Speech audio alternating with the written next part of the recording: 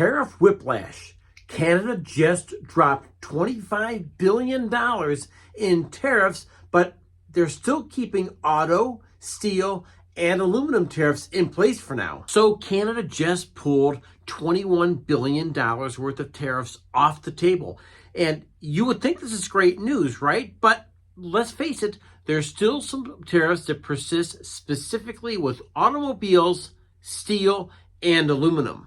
So today we're breaking down what's going on today and how it impacts your wallet, how it impacts your stock portfolio, and really how it can impact your next door neighbor's employment future. And that means your car insurance, your canned food, and yes, folks, practically every other construction project that's out there is going to be influenced by these tariffs that still persist. Well, the good news is that Canada has just announced that they are taking back $21 billion in retaliatory tariffs. That's really good news.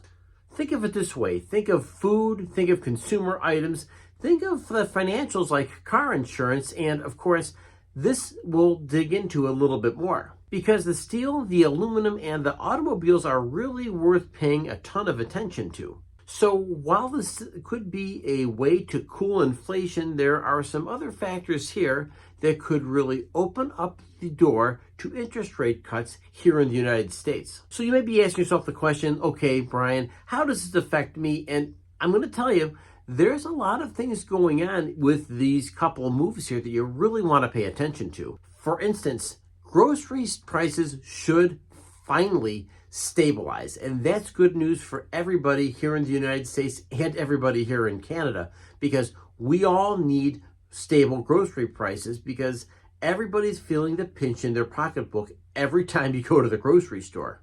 But there's also something to be said about housing and construction costs because these items are really going to impact new housing and construction that's going on right now inside the United States. And those steel materials and those aluminum products really do matter when it comes to construction, and that really impacts the prices. Now that we're talking automobiles, this really deserves a deeper dive.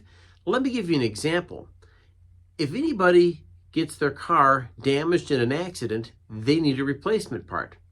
Many of those replacement parts are coming from other places outside of the United States, particularly Canada.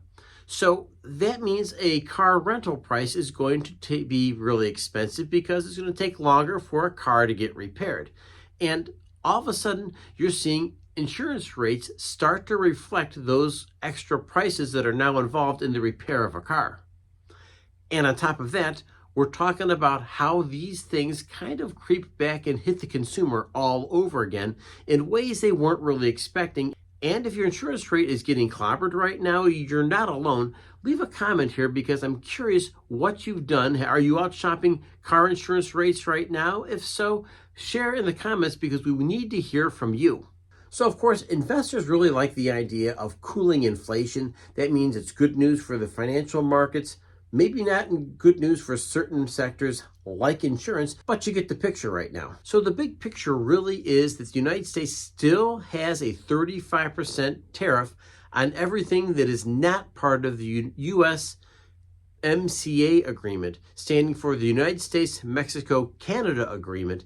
And there's a few sectors that are really still getting whacked. Speaking of getting whacked, the federal courts are now challenging the President of the United States' ability whether he could even put these tariffs on to begin with. And that could throw a real wrench into the bigger question here about tariffs and their overall legality inside the United States. And of course, now that there's a legal fog that's starting to rise, don't think the BRICS are skipping a beat here. Of course, Brazil, Russia, China, India, and South Africa are looking for an opportunity to pounce on the US dollar all over again. And this really kind of tells us a deeper story going on here. So the story within the story is always the power of the US dollar and whether or not other people are still trying to ebb away at it. So what you can expect is, that of course, inflation is supposed to cool down a little bit. That's a good thing. You can expect rate cuts. You can expect car insurance to go up, but you can also expect home loans to go down, and of course, it'll be cheaper for a 30-year mortgage. And you also know by now that automobiles, steel, and aluminum are going to come back in some way, shape, or form and whack the middle class all over again with higher prices at the grocery store. And maybe the big takeaway is you're not going to get a full truce here, but you can say that Canada made a nice move here to back off a lot of the other tariffs, maybe an olive branch, if you will, but still protecting the industries that are important to Canada.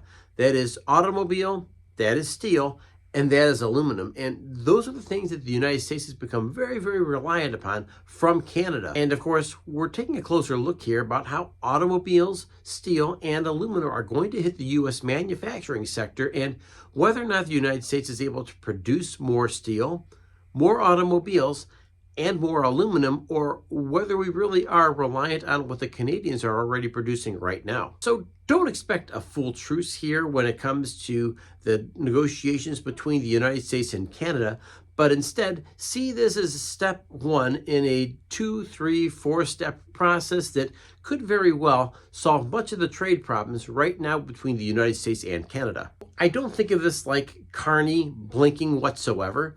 I do see this as an opportunity. And Carney's a sharp guy, and he looks after his country to great, great detail, and he sees this could very well be an opening to move forward with trade negotiations in the United States while staying true to the factories that are really keeping Canada going right now. We're talking automotive, talking steel, we're talking aluminum.